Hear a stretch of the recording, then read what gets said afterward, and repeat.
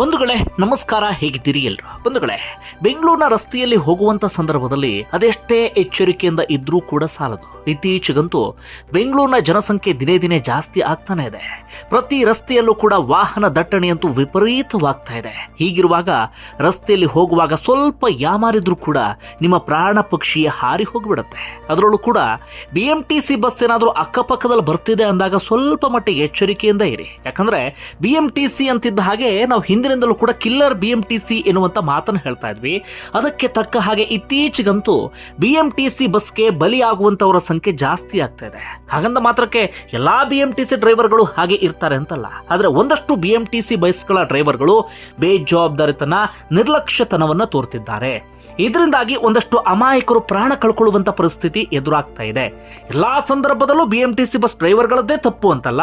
ಒಂದಷ್ಟು ಸಂದರ್ಭದಲ್ಲಿ ಈ ಕಾರು ಚಾಲಕರು ಅಥವಾ ಬೈಕ್ ಸವಾರರು ಅವರ ಮಿಸ್ಟೇಕ್ ಕೂಡ ಇರುತ್ತೆ. ಒಟ್ಟಾರೆಯಾಗಿ ಯಾರ್ದು ತಪ್ಪು ಏನೋ ಗೊತ್ತಿಲ್ಲ, ಒಂದಷ್ಟು ಮಂದಿ ಇದರಿಂದಾಗಿ ಬಲಿ ಆಗ್ತಾ ಇದ್ದಾರೆ. ಯಾಕೆ ಈ ಪೀಠಿಕೆಯನ್ನು ಹಾಕ್ತಾ ಇದ್ದೀನಿ ಅಂದ್ರೆ, ಇದೀಗ BMTC ಬಸ್ಗೆ ಮತ್ತೋರ್ವ ಗೃಹಿಣಿ ಬಲಿ ಆಗಿದ್ದಾರೆ. ಬರೀ 21 ವರ್ಷ ವಯಸ್ಸಷ್ಟೇ. ಹಿಂದಿನ ಪ್ರಕರಣದಲ್ಲಿ ನಾವು ಹೇಳ್ತಾ ಇದ್ವಿ, ಅಂದರೆ ಹಿಂದೆ BMTC ಬಸ್ ಆಕ್ಸಿಡೆಂಟ್ ಆದಾಗ ಯಾರಾದರೂ ಪ್ರಾಣ ಕಳ್ಕೊಂಡಾಗ ನಾವು ಹೇಳ್ತಾ ಇದ್ವಿ BMTC ಬಸ್ ಡ್ರೈವರ್ದೇ ತಪ್ಪು ಅಂತ ಹೇಳೋದಕ್ಕೆ ಸಾಧ್ಯ ಆಗೋದಿಲ್ಲ, ಬೇರೆಯವ್ರದ್ದು ಕೂಡ ಮಿಸ್ಟೇಕ್ ಇತ್ತು ಅಂತ ಹೇಳಿ. ಆದರೆ ಈ ಪರ್ಟಿಕ್ಯುಲರ್ ಇನ್ಸಿಡೆಂಟಲ್ಲಿ ಬೈಕ್ ಸವಾರದ್ದು ಯಾವುದೇ ರೀತಿಯಲ್ಲೂ ಕೂಡ ತಪ್ಪಿರಲಿಲ್ಲ. ಇಲ್ಲಿ BMTC ಬಸ್ ಡ್ರೈವರ್ ಅಜಾಗರೂಕತೆಯಿಂದಲೇ ಈ ಗೃಹಿಣಿ ಪ್ರಾಣ ಕಳ್ಕೊಂಡಿದ್ದಾರೆ. ಎಲ್ಲಿ ನಡೆದಂಥ ಘಟನೆ ಏನಾಯಿತು ಅನ್ನೋದನ್ನ ಹೇಳ್ತೀನಿ ಕೇಳಿ. ಬಂಧುಗಳು, ನಿನ್ನೆ ಸಂಜೆ 6:30 ಸುಮಾರಿಗೆ ಒಂದು ಫ್ಯಾಮಿಲಿ, ಗಂಡ ಹೆಂಡತಿ 2 ವರ್ಷದ ಮಗು, ಪ್ರೋ ಕಬಡ್ಡಿ ನೋಡೋದಕ್ಕೆ ಅಂತ ಬಹಳ ಖುಷಿಯಾಗಿ ಹೋಗ್ತಾ ಇದ್ರು.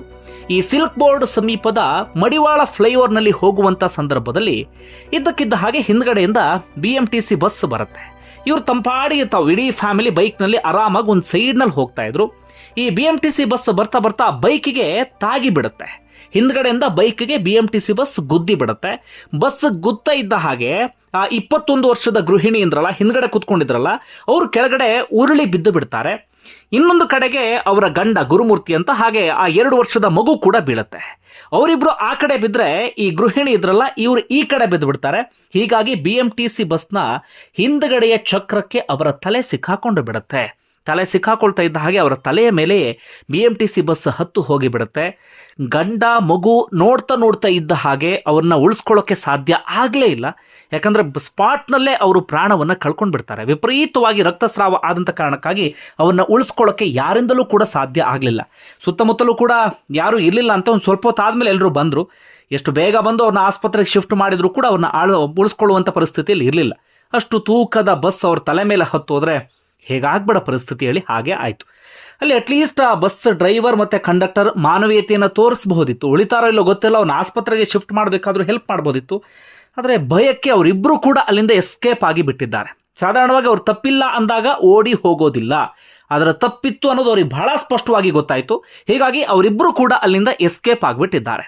ಇನ್ನು ಪ್ರತ್ಯಕ್ಷದರ್ಶಿಗಳು ಹೇಳುವ ಪ್ರಕಾರ BMTC ಬಸ್ ಡ್ರೈವರ್ ವಿಪರೀತವಾದಂಥ ಸ್ಪೀಡ್ನಲ್ಲಿ ಬರ್ತಾ ಇದ್ರಂತೆ. ಅಲ್ಲಿ ಅಷ್ಟೊಂದು ಸ್ಪೀಡ್ನಲ್ಲಿ ಬರುವಂಥ ಅವಶ್ಯಕತೆಯೂ ಕೂಡ ಇರಲಿಲ್ಲ. ಜೊತೆಗೆ ಆ ಮಡಿವಾಳ ಸಮೀಪ ನಿಮ್ಮೆಲ್ಲರಿಗೂ ಕೂಡ ಗೊತ್ತಿರುತ್ತೆ, ಪರ್ಟಿಕ್ಯುಲರ್ ಆಗಿ ಮಡಿವಾಳ ಫ್ಲೈಓವರ್ ಯಾವ ರೀತಿಯಾಗಿ ಟ್ರಾಫಿಕ್ ಇರುತ್ತೆ, ಏನು ಎತ್ತ ಎಲ್ಲರಿಗೂ ಕೂಡ ಗೊತ್ತಿರುವಂಥ ವಿಚಾರ. ಆ ರೂಟ್ನಲ್ಲಿ ಯಾಕೆ BMTC ಬಸ್ ಡ್ರೈವರ್ ಅಷ್ಟೊಂದು ಸ್ಪೀಡಾಗಿ ಬಸ್ಸನ್ನು ಓಡಿಸ್ಕೊಂಡು ಬರ್ತಾ ಇದ್ರು ಅಂತ ಇದೀಗ ಅಲ್ಲಿ ಪ್ರತ್ಯಕ್ಷದರ್ಶಿಗಳು ಹಾಗೆ ಸೀಮಾ ಕುಟುಂಬಸ್ಥರು ಇದೀಗ ಆಕ್ರೋಶವನ್ನು ಹೊರಹಾಕ್ತಾ ಇದ್ದಾರೆ.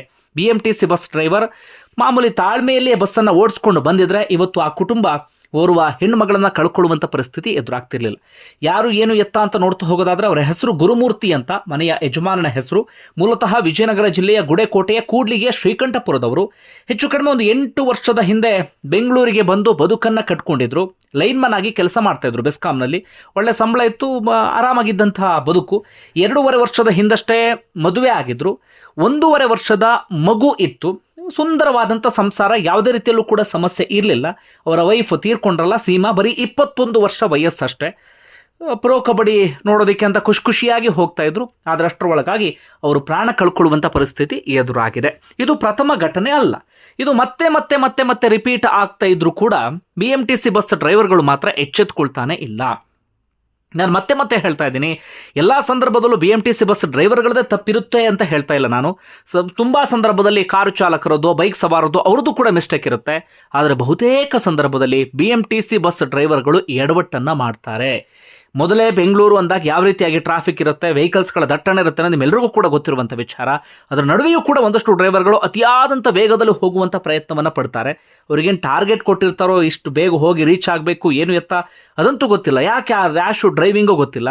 ತುಂಬ ಸಂದರ್ಭದಲ್ಲಿ ನನಗೆ ತುಂಬ ಅನುಭವ ಆಗಿದೆ. ಬೈಕ್ನಲ್ಲಿ ಹೋಗುವಂಥ ಸಂದರ್ಭದಲ್ಲಿ ನಮ್ಮನ್ನು ತಳ್ತಾ ಒಂದು ಸೈಡೇ ತಳ್ಳಿ ಬಿಡ್ತಾರೆ. ಅಷ್ಟರ ಮಟ್ಟಿಗೆ ಅಜಾಗರೂಕತೆಯಿಂದ ಅವರೊಬ್ಬರು ಡ್ರೈವಿಂಗ್ ಮಾಡ್ತಾರೆ. ಇದರಿಂದಲೂ ಕೂಡ ಎಷ್ಟೋ ಜನರ ಪ್ರಾಣಕ್ಕೆ ಕುತ್ತು ಬರುವಂಥ ಪರಿಸ್ಥಿತಿ ಎದುರಾಗಿದೆ. ಇತ್ತೀಚೆಗೆ BMTC ಒಂದು ವರದಿ ಕೊಟ್ಟಿತ್ತು, ಆಗ್ತಿರುವಂಥ ಆಕ್ಸಿಡೆಂಟ್ಗಳಿಗೆ ನಾವು ಕಾರಣ ಅಲ್ಲ, ವಾಹನ ಸವಾರರು ಅಂದರೆ ಈ ಬೈಕ್ ಸವಾರರು, ಕಾರ್ ಡ್ರೈವರ್ಗಳು ಇರ್ತಾರಲ್ಲ, ಅವ್ರ ಮಿಸ್ಟೇಕಿಂದಲೇ ಅಪಘಾತ ಆಗ್ತಾ ಇದೆ, ಅದರ ಹೊರತಾಗಿ ನಾವಂತೂ ಅದಕ್ಕೆ ಕಾರಣ ಅಲ್ಲ.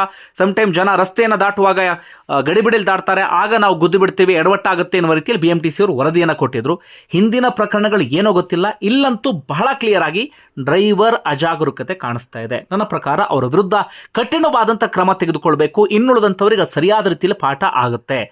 ಪದೇ ಪದೇ ಇಂಥದ್ದು ಆಗ್ತಾ ಹೋದರೆ ಹೇಗೆ ಓಡಾಡಬೇಕು ಹೇಳಿ ಬೆಂಗಳೂರು ರಸ್ತೆಯಲ್ಲಿ ನಿರ್ಭಯವಾಗಿ? ಒಂದು ವೇಳೆ ಒಟ್ಟಾರೆಯಾಗಿ ಬೆಂಗಳೂರು ರಸ್ತೆಯಲ್ಲಿ ಓಡಾಡುವಂಥ ಸಂದರ್ಭದಲ್ಲಿ ಆದಷ್ಟು ಎಚ್ಚರಿಕೆಯಿಂದ ಇರಿ. ಥ್ಯಾಂಕ್ ಯು ಇಲ್ಲಿವರೆಗೆ ವಿಡಿಯೋ ನೋಡಿದ್ದಕ್ಕಾಗಿ.